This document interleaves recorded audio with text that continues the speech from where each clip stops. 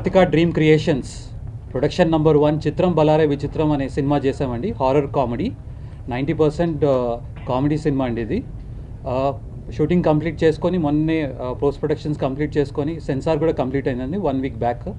ఈ వచ్చే నూతన సంవత్సరంలో January 1st ఒక కామెడీ సినిమాతో వస్తున్నాము.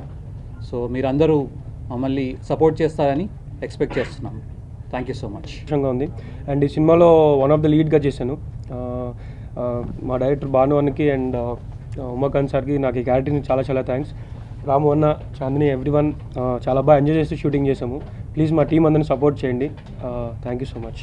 To begin this new year with చిత్రం బల్లారి విచిత్రంస్ రిలీజ్ అండ్ ఈ ఫిల్మ్ నా కెరియర్లో చాలా ఇంపార్టెంట్ అయిన ఫిల్మ్ అండ్ చాలా మంచి క్యారెక్టర్ చేశాను.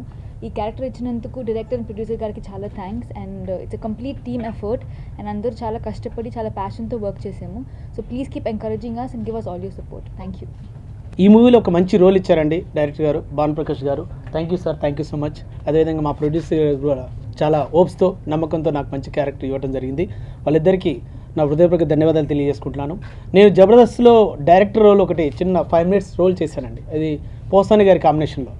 ఆ స్కిట్ చాలా పెద్ద హిట్ అయింది. ఈ మూవీలో నేను డైరెక్టర్ రోల్ చేశాను. ఈ మూవీ కూడా పెద్ద హిట్ కావాలని కోరుకుంటున్నాను. తప్పకుండా చూసిన వారికి, చూసిన ప్రతి ప్రేక్షకులకి మీరు ఇచ్చిన అమౌంట్కు 5 ఇంతలు మీరు తప్పకుండా సాటిస్ఫై అవుతారండి. అదేవిధంగా UBA సర్టిఫికేట్ వచ్చిందండి మా మూవీకి. తప్పకుండా మీ అందరి బ్లెస్సింగ్స్ ఉండాలని కోరుకుంటున్నాను.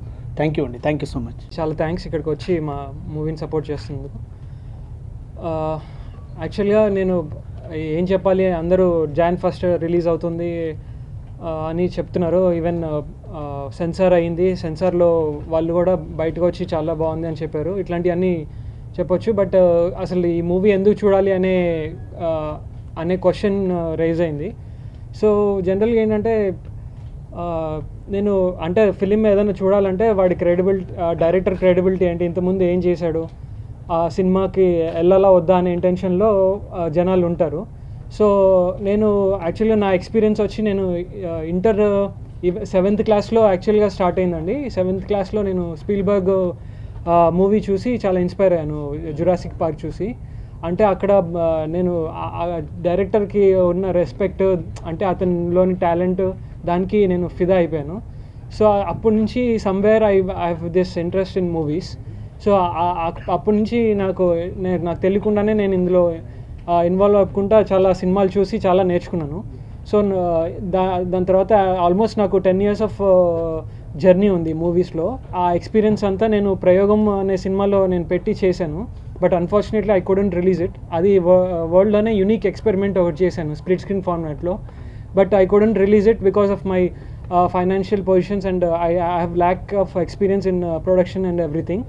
అది అంటే రీసెంట్గా యూట్యూబ్లో రిలీజ్ చేశాను. బట్ అది తర్వాత నాకు అర్థమైంది, సినిమా తీయటం నీకు ఎంత టాలెంట్ ఉంది ఏంటి ఇవన్నీ జనాలకి అనవసరం. ఫైనల్లీ ఇట్ షుడ్ వాళ్ళ దగ్గరికి తీసుకెళ్ళి ప్రమోషన్ బాగా చేసి వాళ్ళకి రీచ్ అయ్యి అప్పుడు కానీ జనాలు నీ మీద నమ్మకంతో రారు అనేది ఒకటి తెలిసింది. సో అది నేను చాలా ఇయర్స్ అంటే తర్వాత తెలుసుకొని నేను యాక్చువల్ నాలో చాలా డ్రాబ్యాక్స్ ఉన్నాయి. బేసికలీ అది చూపించుకొని అవార్డు వచ్చింది అంటే నేను కొత్త వాడిని, ఆ సినిమా కూడా రిలీజ్ కాలేదు, అయినా కానీ నాకు అవార్డు వచ్చిందంటే ఎంతో కొంత విషయం ఉందని కాస్త అర్థం చేసుకుంటారని అనుకుంటున్నాను.